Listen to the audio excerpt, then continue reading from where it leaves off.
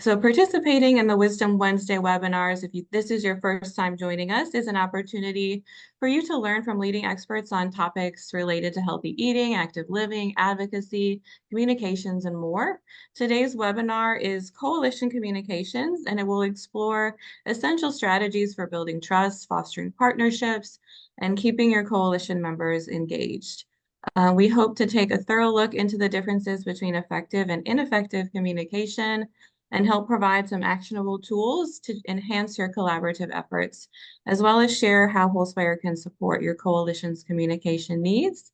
And if you haven't met me before, my name is Kelsey Sanders, and I'm the Community Relations Manager with Wholespire. And I've had the honor of working with South Carolina communities for 10 years now. Before working for Wholespire, I was a health educator at DHEC, now Department of Public Health, as well as a WIC nutritionist. I earned my bachelor's degree in nutritional sciences from Michigan State University and a master's in public health from the University of Pittsburgh. And I'm very excited to share today and to welcome Cayci Banks from 1000 Feathers. Cayci has 20 years of experience in nonprofit, coalition, and higher education communications. Cayci earned her Bachelor of Arts in Communications from Newberry College and her Master of Arts in Communications from Queen's University. She is known for her storytelling abilities, facilitation of communications in a variety of contexts, and her graphic design and social media strategies. In 2019, she was honored as a Woman of Influence by the Columbia Regional Business Report. And in 2013, she received an Award of Excellence in Advocacy Communication from South Carolina's chapter of the International Association of Business Communicators. Outside of work, Cayci loves the lake life in Chapin, South Carolina with her husband, Charlie, 4 kids, Lucas, McLean, Mary Georgia, and Annie. Thank you again, everyone, for joining us today. And thank you to Cayci. We're looking forward to learning more about coalition communications. And with that, I'm going to turn it over to you, Cayci, to get us started. Great. Thank you so much, Kelsey. And I love seeing all of the people share where they're from in the chat. It looks like we have quite a number of counties in South Carolina represented. So thank you for joining us. I'll echo Kelsey's sentiments there. Kelsey and JC, let me know if you're having any trouble throughout with the tech, but I'm going to keep going and assume everyone can see everything. So good morning or afternoon, I suppose. And hopefully you're grabbing your lunch, as Kelsey said, and able to join us today. But communications really is what I love. Kelsey went through some of my bio, but again, I'm Cayci Banks. Right now, I am the Vice President of Strategy and Communications for 1000 Feathers. Before starting this firm with Forrest Alton 8.5 years ago, I was the Director of Communications for the South Carolina Campaign to Prevent Teen Pregnancy, where I served for almost a decade. At that organization, I had the privilege of building from the ground up a communications department and messaging platform. And then prior to that, worked at Newberry College and have also served in Newberry College's communications department as an adjunct professor.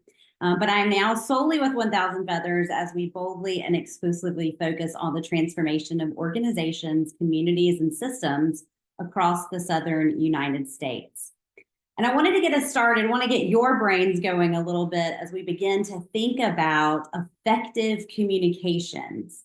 And so my first poll question for everyone is, when you think of effective communication, one word that comes to mind is, so you fill in that blank that you're seeing there on the screen. And I'd love for you to use the chat for this one. So when you think of effective communication, one word that comes to mind.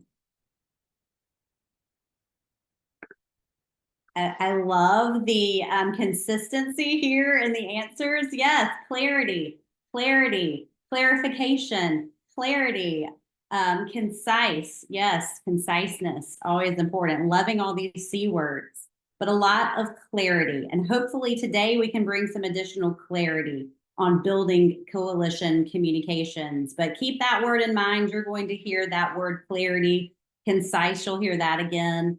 Robin, thanks for jumping in there with inclusive language. I love that. Appreciate your support there in the poll. So first, let's start with 2 quick slides that really hit home on the importance of effectively communicating with one another. When we are effectively communicating, we are being direct, to the point. We are being clear and not muddying up the message. We are being intentional with our words and phrases. We are building up our partners, not tearing them down. We are understanding and listening to those with whom we are speaking, and we are being respectful of one another. So you're seeing those words on the effective side of the chart there. On the opposite end of the spectrum, when we aren't communicating effectively, you see what that looks like. It's evasive, it's vague, it erodes the communications. There's a lot of confusion, and we definitely are not being respectful. But why does all of that matter? It matters because there is a cost to not communicating effectively, and those costs are high. Think about this in the context of a coalition. If I am not getting the information that I need when I need it, at the speed I need it, from the platform I need it, because there are many platforms that we could choose from, then I'm out. My energy and my morale will be lower, and eventually I may stop participating or leave the coalition altogether. So the stakes are high. If we want to keep people engaged and motivate others to get involved, communication is key. I want to come out of the gate today by saying we will not solve all of your communications problems or even answer all of your communications questions that you probably came to this training with today. We only have about 45, 50 minutes together, so we've got to be realistic. In fact, I do a number of communications trainings that stem from 3 hours to half days and full days on several of the topics that we will talk about. But I'm going to do my best to hit some of the highlights and then send you back to your coalitions with some concrete ideas or questions that you can ask of your coalition. What we do know is that to function effectively, coalitions must have a shared vision, with each person understanding their personal why, as well as collectively the why that we are together as a part of this coalition. There must be an ability to build and maintain relationships, and we must continuously communicate with one another. These are the 3 areas where we will spend our time together today. So let's go ahead and dive in. A shared vision. This one may seem obvious to you, but for so many coalitions, it isn't defined and known by all. We're working with a number of coalitions right now at 1000 Feathers. And one group is in the physical education space. We are working with them to build a movement for physical activity before, during, and after school. But when we started a discovery phase with them, we found out quickly that everyone defined physical activity in a slightly different way. So how could we build a movement, move everyone in the same direction, get that coalition that we needed if we weren't defining physical activity in the same way? So early on in that project, we spent a lot of time with this group getting the words and definitions and vision right. And in order to have a shared vision, we all need to not only know the vision and be able to repeat the vision, but also be able to describe it to others uniformly. We want to ensure clear, concise messaging, some of your words that you put there into the chat just a few minutes ago. We want to ensure clear, concise messaging that is consistent, no matter who you are talking to from the coalition. So if I'm a part of the coalition and Kelsey is a part of the coalition, JC is a part of the coalition, it doesn't matter which one of us you're talking to because we're all saying the same thing. And if you caught on to those 3 C's, those are in fact the 3 C's of effective communication: clear, concise, consistent. Hold on tight to those words. You'll hear them again as the webinar goes on. To take this a step further, I want to introduce you to a concept from Simon Sinek called the golden circle. Sinek tells us that too often people speak from the outside in. It's very easy for people to talk about what we do. We address food insecurity. We feed those who are hungry. We do diabetes prevention, et cetera, et cetera. And when we can talk about, and we can talk about the how we address food insecurity through advocating for policies that eliminate food deserts. We feed those who are hungry by providing backpacks backpacks full of food to school-age children. We do diabetes prevention through workshops and online seminars and partnerships with doctors' offices. It's very easy to talk about what and even how we do our work, but not enough people or organizations or coalitions know how to speak from the inside out, starting with why. That's what people want to know. That's how you can engage a new partner or motivate someone to get involved in the coalition. If we can start speaking from the inside out, start speaking from that why. Let's hear from Sinek himself in this clip from his 2009 TED Talk. Some of the stuff you will hear him say may sound a bit outdated technology-wise, but the concept overall definitely rings true.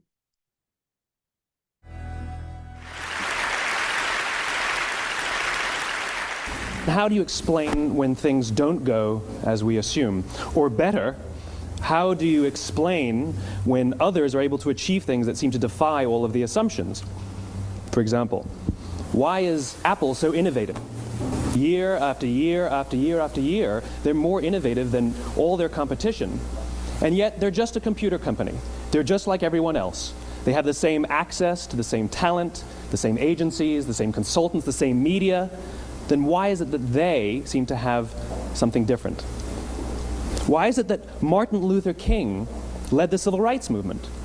He wasn't the only man who suffered in a pre-civil rights America, and he certainly wasn't the only great orator of the day. Why him? And why is it that the Wright brothers were able to figure out controlled powered manned flight when there were certainly other teams who were better qualified, better funded, and they didn't achieve powered manned flight, and the Wright brothers beat them to it? There's something else at play here. Why, how, what? This little idea explains why some organizations and some leaders are able to inspire where others aren't. Let me define the terms really quickly. Every single person, every single organization on the planet knows what they do 100%. Some know how they do it, whether you call it your differentiating value proposition or your proprietary process or your USP. But very, very few people or organizations know why they do what they do. And by why, I don't mean to make a profit. That's a result. It's always a result. By why, I mean what's your purpose? What's your cause? What's your belief? Why does your organization exist? Why do you get out of bed in the morning? And why should anyone care? Well, as a result, the way we think, the way we act, the way we communicate is from the outside in. It's obvious. We go from the clearest thing to the fuzziest thing. But the inspired leaders and the inspired organizations, regardless of their size, regardless of their industry, all think, act, and communicate from the inside out. Let me give you an example. I use Apple because they're easy to understand and everybody gets it. If Apple were like everyone else, a marketing message from them might sound like this. We make great computers. They're beautifully designed, simple to use, and user-friendly. Want to buy one? Meh. And that's how most of us communicate. That's how most marketing is done, that's how most sales is done, and that's how most of us communicate interpersonally. We say what we do, we say how we're different or how we're better, and we expect some sort of behavior, a purchase, a vote, something like that. Here's our new law firm. We have the best lawyers with the biggest clients. We have, we always perform for our clients, do business with us. Here's our new car. It gets great gas mileage. It has, leather seats. Buy our car. But it's uninspiring. Here's how Apple actually communicates.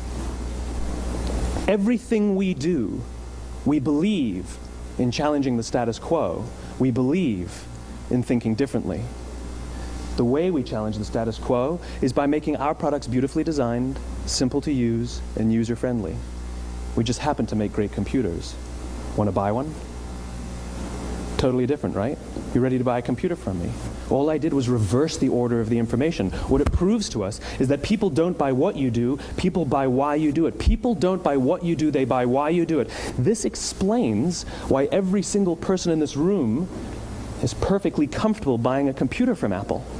But we're also perfectly comfortable buying an MP3 player from Apple, or a phone from Apple, or a DVR from Apple. But as I said before, Apple's just a computer company. There's nothing that distinguishes them structurally from any of their competitors. Their competitors are all equally qualified to make all of these products. In fact, they tried a few years ago.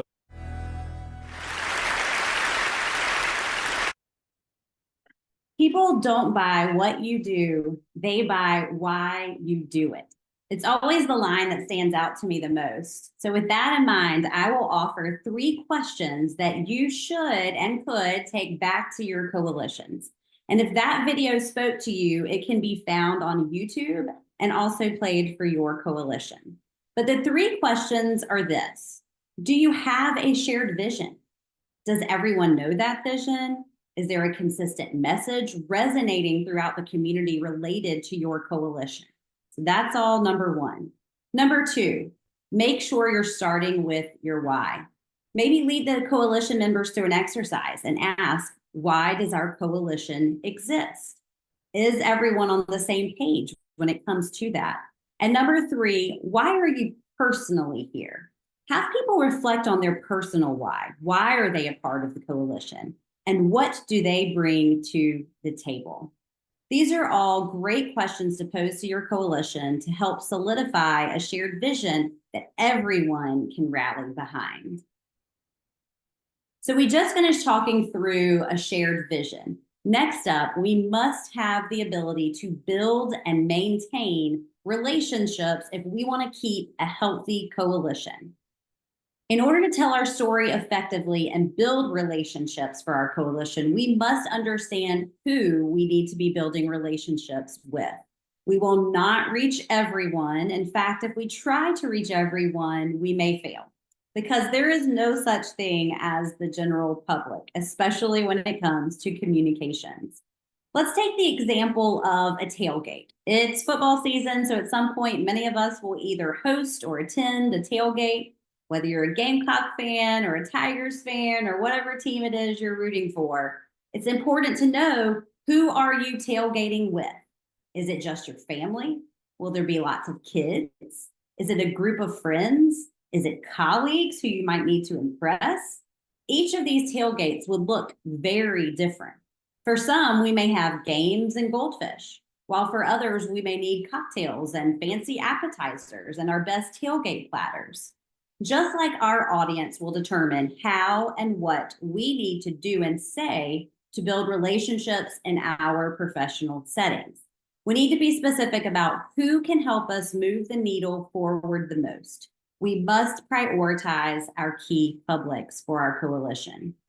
Because truth be told, all of our publics don't look like this. They aren't all rah, rah, rah about our work, ready to go, ready to be a part of that coalition. Some are.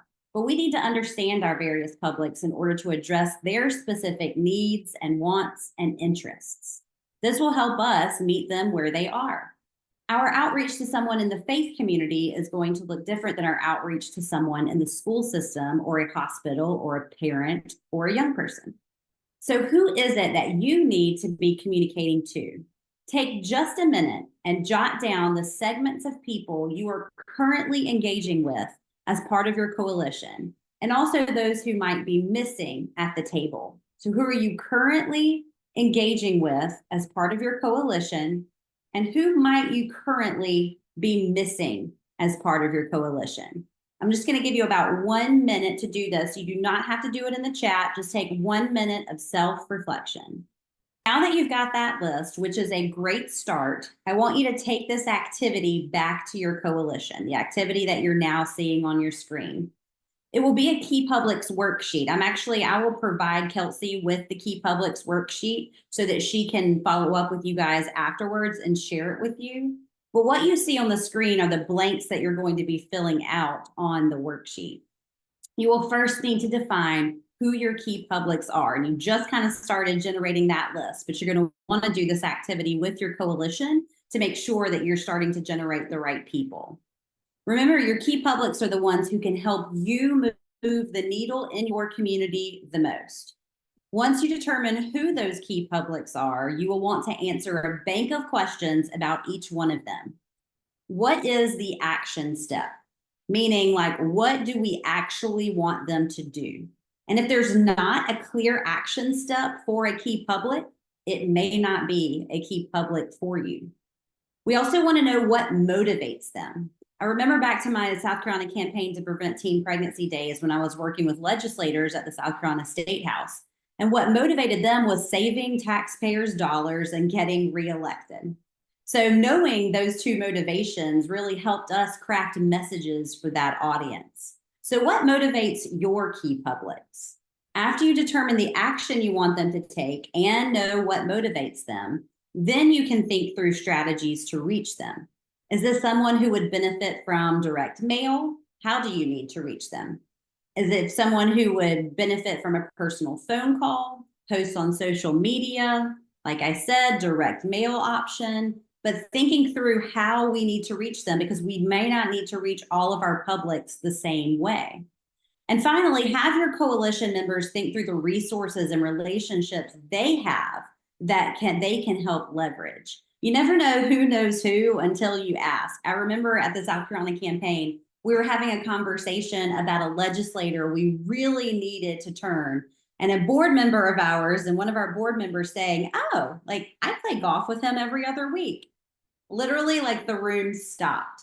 We had no idea that that relationship existed, and it turned out to be quite fruitful for our organization. So in a key public exercise like this, you might also uncover and discover some really important relationships in your communities for your coalitions. And then just last week, I was with a client and we were talking about a new video series they developed that they need to get in front of the eyes of their key publics. To be most effective, we got everyone on the advisory group in a Zoom room and brainstormed together. And the question was, who must see these videos? And I wouldn't let them just get off the hook by saying principals or parents. No, we were being very specific, like Principal Smith from Allendale County or the PTO from Chapin Elementary. But the catch was, once we brainstormed the list together, they then had to think about their personal connections. Who could they reach out to on the list? And visually on a Jam board, we were all on computers that day. They had to sign their name up to the individuals that they could connect with. It was accountability at its finest, and it worked so beautifully. So determining who needs to be the one reaching out to certain publics is also a very beneficial exercise. Once we have our key publics identified, how do we cultivate those relationships? Or for you as coalition leads, how do you continue to manage the relationships of existing coalition members? Number one, I have a few tips here that's going to help you build and maintain relationships. But number one, make it personal. There are no shortcuts in relationship building. They must be built one at a time. Sure, e-newsletters and social media platforms are great communication tools for reaching the masses, but they are no substitute for getting to know a real person. No matter who you are trying to build a relationship with, you need to be paying attention and caring about them as people and members or potential members of your coalition. This is the part where relationships are quite simple. These things that I'm about to share don't necessarily take a lot of time. So if you are concerned about the relationship building, but also I've got to get all my work done, how am I going to foster and build relationships? Let's start with these simple ideas that could really help and make a big impact. I found these words to be keys to relationship building.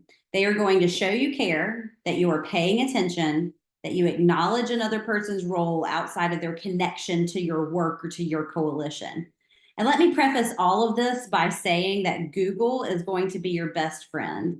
I always encourage people to set up Google alerts for the important people within their organization, within their coalition, whoever it is that has a similar goal to you, that you really need to be building relationships with. A Google alert can help. Google alerts, if you're not familiar with them, are very simple to set up. And you just put in a name or a topic that you want Google to search for you, and it will deliver Google alert results to your email inbox as frequently as you want to receive them. So for when I was at the South Carolina campaign to prevent teen pregnancy, I had a Google alert. This is just one example set up for every board member. So that if they were ever in the newspaper, if they were ever on a television show, if they were ever receiving an award, I would get a notification of that and be able to follow up with them and congratulate them. So that's the first thing that you're seeing. Congratulate coalition members when they do well. Drop a note in the mail, tweet at them, pick up the phone. All of these things are easy to do and don't take a lot of time, but those Google alerts can help you keep track of all of your people. So when you see something that needs to be congratulated, make sure you're doing that. Number 2, thank you. These are 2 of the most important words you can say when building relationships. People just don't get thanked enough. Again, this is something that can be done virtually through a phone call, through a newsletter, through a thank you card in the mail, can also be done face-to-face. I just think that thank you are 2 of the most important words you can use when trying to build relationships. Number 3, I say happy birthday, but this could be happy birthday, happy anniversary, happy holidays. Just remember people on important days. Celebrate organizations and people on their big anniversaries. The 4th one is you're invited. Invite people to your events. We are definitely back to hosting conferences and open houses and facility tours, fundraisers, parties. Don't forget to include those you are trying to build relationships with or those members who are already a part of your coalition in those types of events. Spotlight your community partners is what You Are Awesome means on that slide. They are doing great, tiring, underappreciated work in the community. You can show you care by giving them a platform to shout their success from the rooftops. Use your website, your social media, your gatherings, etc., to celebrate their success. Just make sure that people know they're appreciated and that they are awesome and that you are appreciative of the work they are doing. I want to pause here for just a moment. If you are willing to share, use the chat and answer this question. What's one thing you can do tomorrow or today, maybe right when we get off this call? What is one thing you can do to reach out to a coalition member in the next, week or so? Yeah, I see a comment in the chat that you love the reminder that coalition members are people, not just people who help get the work done. Like we all have lives outside of our everyday work, outside of the coalitions that we're a part of. And that's what this relationship building is all about. It's seeing somebody as a whole person and really bringing those other aspects into their lives. Yes, I love that. Someone says, I can email a thank you to a longstanding chair who has rolled off for all that she has done for the community. Absolutely. That is a great way to say thank you, especially to somebody who's been in that position for a while. Yes, send a fall themed card. I love fall. It's starting to get cooler outside, hopefully soon here in South Carolina. Yes, absolutely a fall themed card. Prepare a holiday message to coalition members as we enter this period. Yes, lots of holidays that are coming up in the fall. So how can we utilize those holidays to remember people and to let people know that we care? Great examples. If you've got any others, pop them in the chat so others can see them. All right, number 2 on my tips for relationship building.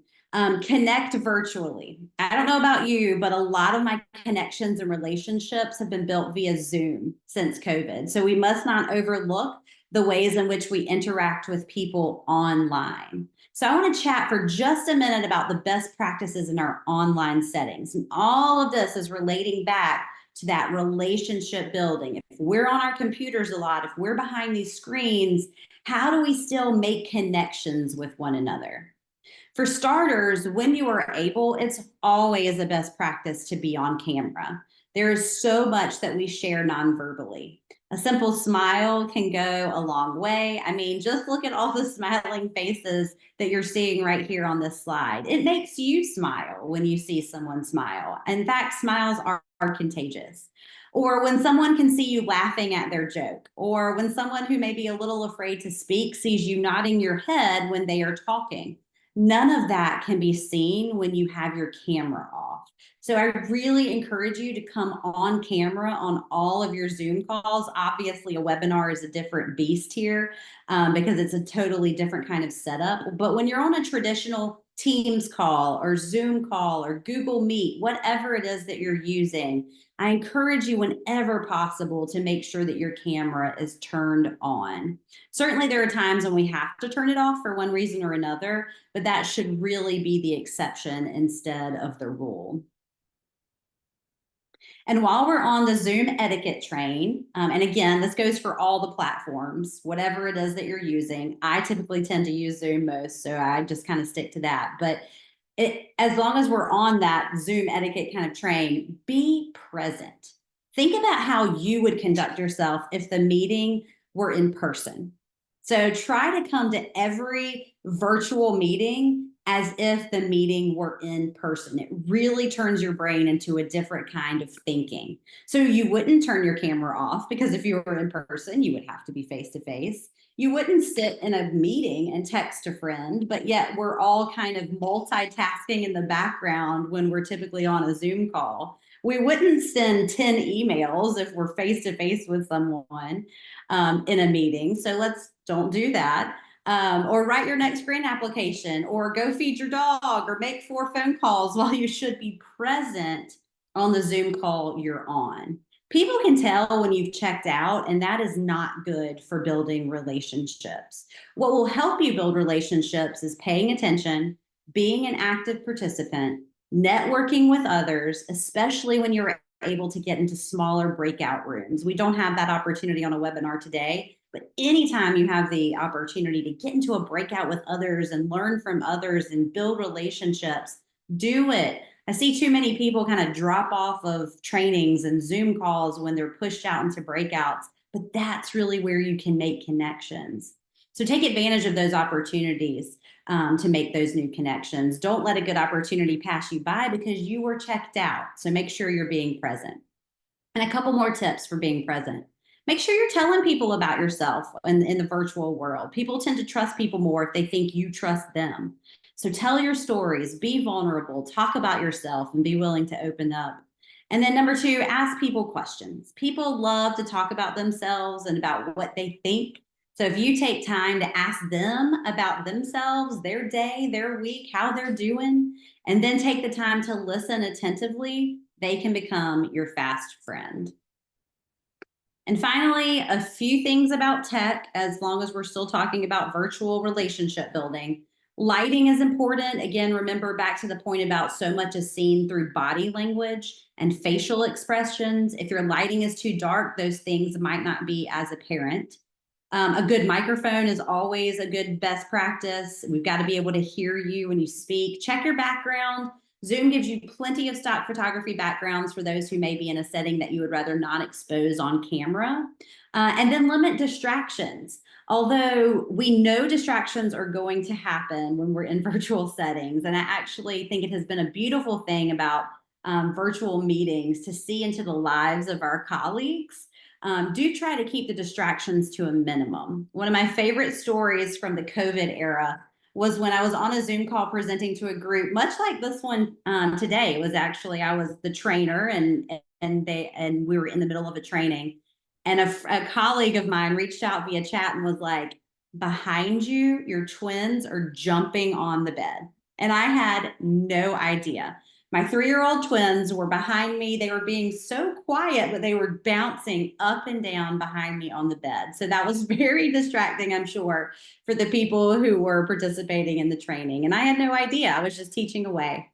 But life happens. We all understand. But since that time, that day that the twins were bouncing on the bed behind me, I've really tried to limit distractions when I can. You know, things like putting my dog in their kennel before I come and get on a call, or ensuring that the kids are taken care of if they're home from school, those kinds of things. Limit the distractions when we can. All right, and the third tip for relationship building, it's an easy one, be kind. To put it simply, I don't think there's enough kindness in this world. And when we are trying to build relationships, kindness will oftentimes make you stand out. So tip number 3 is simply to be kind. It's something I tell my young children every day, and a lesson I think adults might need to hear even more than our children. Each night, in fact, as I ask my kids 4 questions when I am putting them to sleep at night. What was your favorite part of your day? Did anything happen today that you didn't like? Do you have any questions for me? And then the fourth and final question is always, how are you kind to someone today? It makes them think about their actions in a different way. I hear things like, oh, I let, Paxton go first on the slide at recess, or I told Cambry she did awesome at dance during our dance class today, or I got Annie a Band-Aid when she fell down the stairs. But what if as adults, we were all asking ourselves that question each night? How was I kind to someone today? Perhaps our workplaces and our relationship building efforts and our coalitions would look a little different if we were all projecting more kindness. Okay, we've determined that to be effective, coalitions must have a shared purpose and also the ability to build and maintain relationships. Finally, I want to talk about continuous communication, which is also at the heart of success for coalitions and also a tactic for maintaining relationships. In fact, if you are familiar with the collective impact model, this term may sound familiar to you because it is one of their 5 conditions of success. The literature says the definition of continuous communication is this: all players engage in frequent and structured open communication to build trust, assure mutual objectives, and create common motivation. Wow, that makes me think of the importance of continuous communication if it's going to do those things. It's going to help you build trust. It's going to help you assure mutual objectives. And it's going to create common motivation. Our first and best way to have continuous communication is to have a full group each and every time we gather as a coalition. And in order to get them there, we've got to make sure it's a meeting they don't want to miss. A meeting where they may have FOMO. And if you don't know that term, it's fear of missing out. But make them have FOMO if they miss. Like, how can we turn our meetings from the same old to something people will remember and want to come back to the next one? First of all, I would say be prepared. Before the meeting, I want you to make sure you have an agenda. Do people know what they will be discussing ahead of time? Are there questions we could push out in advance for those in our group who are processors? Ask for agenda items from coalition members, or once the agenda is set, ask members of the coalition to help you co-lead the meetings. After all, some of you may be the chair of your coalitions, but it doesn't mean that every minute of every meeting should be led by you. You have a meeting agenda template in your community toolbox that Wholespire and Kelsey are going to offer you after this training is over. So you don't have to start from scratch. They're giving you that agenda template. And don't just have an agenda, follow the agenda. Put timestamps on it and literally hold yourself to the clock. We love to say at 1000 Feathers, we don't have to end this discussion, but we do have to end this part of the meeting. Find a resolution or a next step for what was being discussed and then move on to the next thing. So keep to your agenda. So don't just have one, keep to it. During the meeting, I would say take notes, and not just notes, take detailed notes. Either you or an appointed person in the group needs to be the note taker because not everyone will make it to every meeting. But even if they can't make the meeting, we should still be able to send out meeting minutes that include action items and next steps. You have a meeting minutes template also in the community toolbox that is going to be provided by Wholespire, which is a great resource. But don't just take the minutes, make sure they get distributed. Distributing minutes after a meeting helps keep everyone on the same page. Someone who didn't attend the meeting may also have some great ideas to share, but if they didn't know what was discussed, it's hard for them to contribute. Ensure you have a mechanism to receive that feedback as well from people who weren't at each meeting. Also, during the meeting, one way to make your meetings memorable is to find ways to have fun. This could very well be the memorable part of your meeting. This could be like if they know something fun is going to happen during your meetings that they don't want to miss. So, for example, Halloween is coming up. Have a cookie trading event at your meeting that's closest to Halloween, or encourage people to wear some sort of costume to your meeting. I've seen people do that. I've even seen people do the costume thing or the hat, like some sort of hat to recognize like the fun of dress up of Halloween. And it just made for a really, really fun meeting. So I thought that was a really a fun way to jazz up a meeting around Halloween. But this really could be what makes your meeting memorable. And I'm sure you guys have ideas too, or have seen meetings that have worked well. So my poll number 3 for the day, what are some other ways to add fun into your meetings? What have you seen work? I mentioned the cookie trading. I mentioned maybe some sort of costume idea, but what are some other fun things that you've seen added into meetings? If you don't mind sharing, we'd love to hear your thoughts in the chat. Oh, I love that one. During virtual meetings to do a scavenger hunt. And that also gets people up and moving during a virtual meeting, which I think is another great thing. Like if you're able to do an activity that would get people up and moving, so they're not just stationary behind the computer. I love that. Thank you for sharing.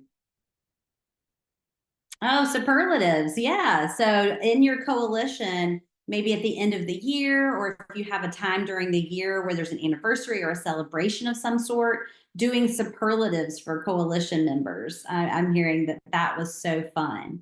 But like, that's another way to recognize people and to thank them for their work.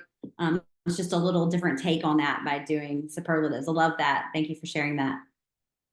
I love brain breaks. Elizabeth, thank you so much for that one. Brain breaks are great, like dance, stretch, yoga. What can we do to like get our bodies moving? Whether we're in person or we're sitting here behind the screen, it's hard to just be sedentary. So how can we get people up and moving? Love it. Thank you all for those ideas. But just adding that little bit of fun, that little bit of what will people really remember. I was at a great conference recently where they actually had a yoga instructor there. And in between the different agenda items, she would come up and lead us through a move. It was so like relaxing, but also energizing at the same time. It was really well done. All right, and then when we say continuous communication, this includes the time in between our meetings. So let's remember, yes, we need to communicate before our meetings are happening, and obviously we've got communication at our meeting, and we're going to send follow-up after, but what are we doing in between? So my questions that you could ask your coalition are, here are some questions to take back to your coalition. Are we sending the follow-up emails after meetings that include minutes, next steps, and action items? Are we sending reminders before each meeting? We all have a lot of things going on in our calendars, so a gentle reminder here and there is always a good idea. Do we know the best way to communicate with one another? Maybe you need to survey your coalition to determine the best methods of communication. Are we, a coalition that really likes to use a text thread? Are we better on email? There are different platforms out there like Slack and Microsoft Teams. Some coalitions I've seen do social media groups. So what is the best way to communicate? And every coalition is going to be different. So have you asked your coalition members the ways that they like to be communicated with in between those meetings? How do we keep everybody up to speed? And then number 4, do we have a way to share events, ideas, and questions in between meetings? Again, I would talk with one another to determine the best mechanism for this, whether that be a listserv or a text thread or a social media group or whatever it is that your coalition likes. But how are we giving one another the opportunity to communicate with the full group in between our meetings? That was a lot. And I rushed through that, but I hope that all of those points kind of hit home for a lot of you. I have this screen up in case there are any questions. Feel free to put those into the chat, but I think I'm also going to turn it over to Kelsey for this Q&A session if there are any, as well as some additional reminders to end our webinar. Thank you so much, Cayci, for all of that wonderful information. I was taking notes and I feel like there's a lot to glean from that. Very practical information and just really helpful reminders. I wanted to just share, Cayci referenced this, but I wanted to wrap up today's webinar by sharing a resource that we have here at Wholespire. So this is our coalition toolkit or community toolbox, same resource, but essentially it's a compiled sort of package of a bunch of resources that might help facilitate, effective communication in your coalition. And so in it, you'll find things like a meeting agenda template. If you're new to this and you just need a place to start, just grab it. You can tweak it to your own needs. There's a meeting minutes template. There's an action plan template. Always in community coalition work, we're ideally working from some collective plan together. That's the whole point of a coalition. And so again, if that's sort of the phase that your coalition is in, that is a helpful tool as well.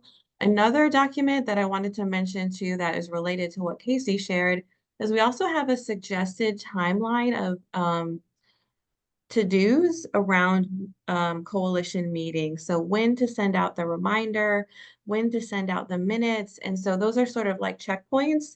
If you are the person responsible for that type of communication, it can just give you a place to start. So it doesn't feel so chaotic of when do I communicate what, and are those sort of best practices for, the meeting reminder, when to send out the notes and other prompts. So there's a lot of good stuff in there, other things that we didn't mention today. But if you registered for this webinar, you will receive this in the email that includes the recording to this, as well as some other information. If you're watching the recording of this after the fact, you can find this resource on Wholespire's website in the options for action search page. So check that out if you find that helpful. Go ahead and look into that. And we do have a few minutes, so I'd love to answer some questions if you have them.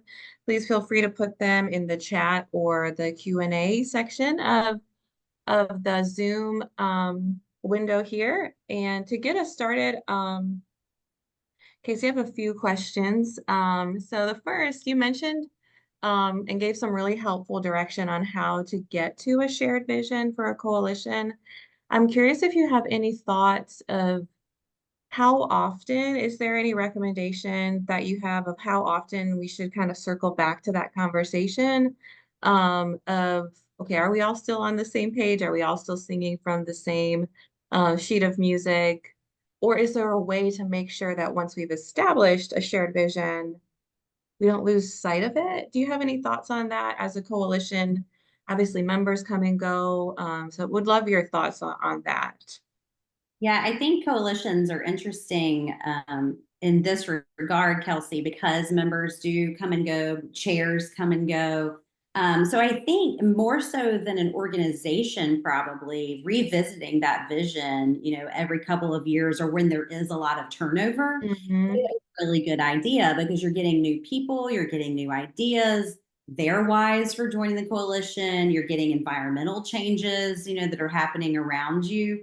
So I think coalitions, probably more so than even organizations, need to do some, vision exercises more frequently. Typically, when we're working with organizations, it's when they're doing that strategic planning process that we're also just doubling back on that. Do we have the right mission? Do we have the right vision? And sometimes it's like, check, check, let's keep it moving. And then sometimes with organizations, it's no, we really need to take a deep dive into this. So for coalitions, when there's big action planning that you're doing and or a lot of turnover is when I think you should definitely take a look at your vision. Yeah, that's very helpful. And yeah, it's definitely a good place to start action planning with knowing who we are and why we're doing what we're doing. Exactly. Yeah. And Kelsey, I want to go back to something I missed in the chat earlier when we were talking about how to make your meetings fun. Someone put that field trips are often a good idea. And we're actually working with a group in Spartanburg right now.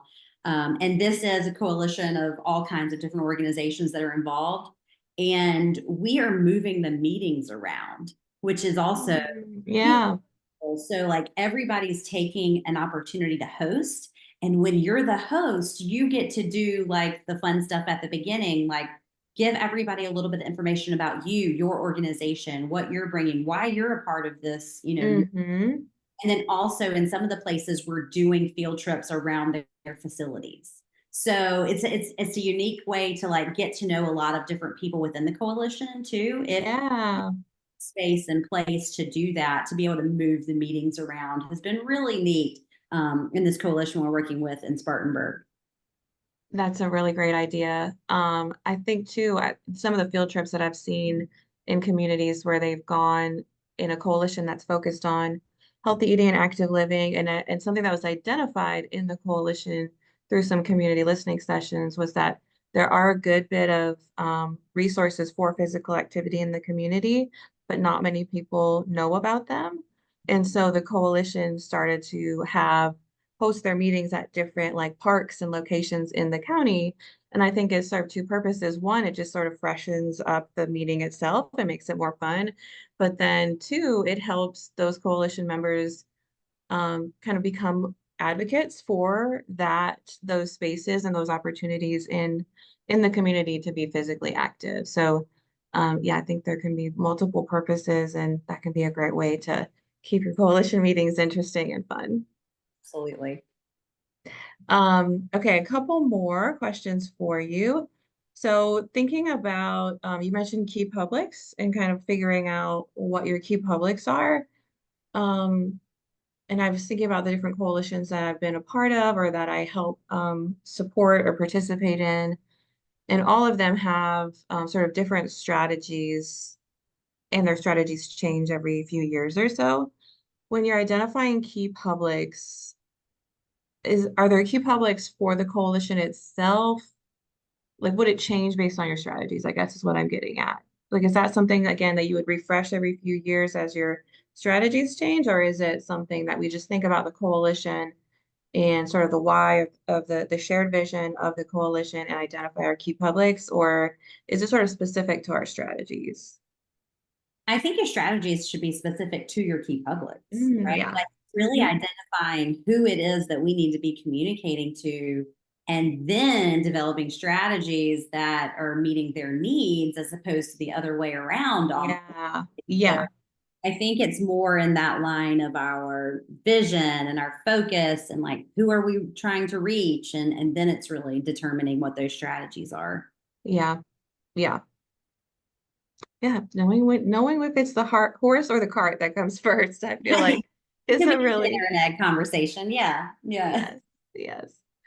The other thing that came to mind when you were presenting, Cayci, is I think in this work, whatever the topic is of a coalition, it's very collaborative in nature, which is very sort of dependent on relationships. It's people heavy, lots of that, and especially in public health, we see just a good bit of like burnout, I think.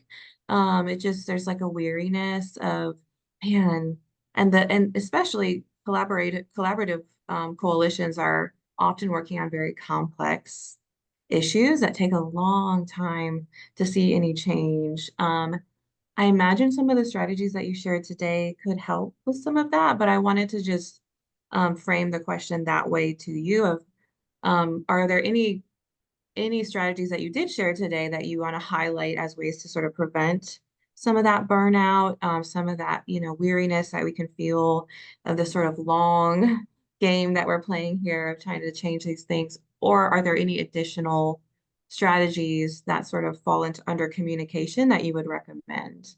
Yeah, I think I would say two things to that, Kelsey. Number one, it does go back to something I talked about earlier, but it is celebrating our wins together. Mhm.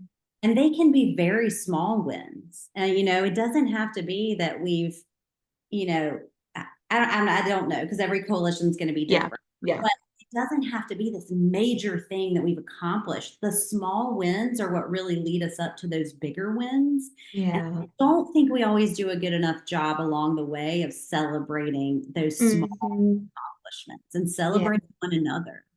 And sometimes we don't even share our accomplishments because we're like, well, I'm too modest. I don't really Yes. toot my own horn.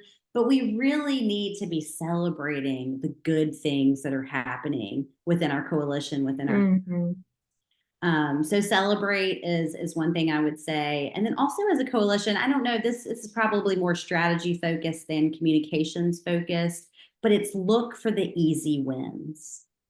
We always want to go to like the hardest thing first. Mm.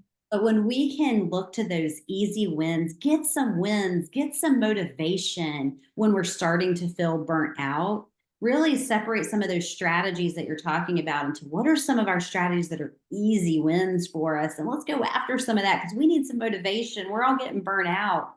So I would say look for the easy wins. Yeah, I love that reminder too, that there's nothing wrong with choosing that easy win when you're like, our capacity is just low right now, but we can still do good work together. And I love the analogy for that type of conversation of Jenga, where in the game of Jenga, your strategy is to like put a little bit of pressure and you're looking for the block that gives. You're looking for the block that moves. Because sometimes going for the block that won't budge is going to knock the whole tower down. And so I think there's a time and a place to go for that block that's not going to budge easily. But sometimes it's okay to go for the block that's right in the middle and just slides really easily. Just pull it out, celebrate it, and keep going. So That um, analogy, I've never thought of the Jenga analogy with the easy wins, but it's such a great analogy. Yes. yeah.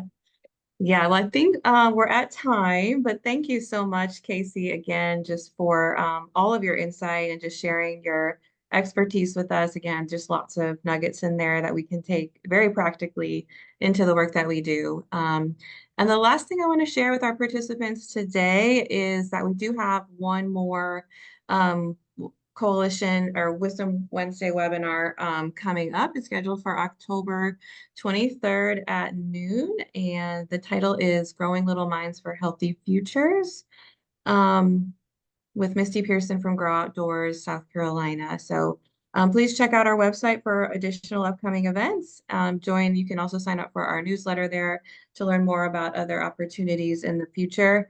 And we do have a survey, so if you're still with us live, please fill that out before you jump off and enjoy the rest of your day. Thanks so much, everybody.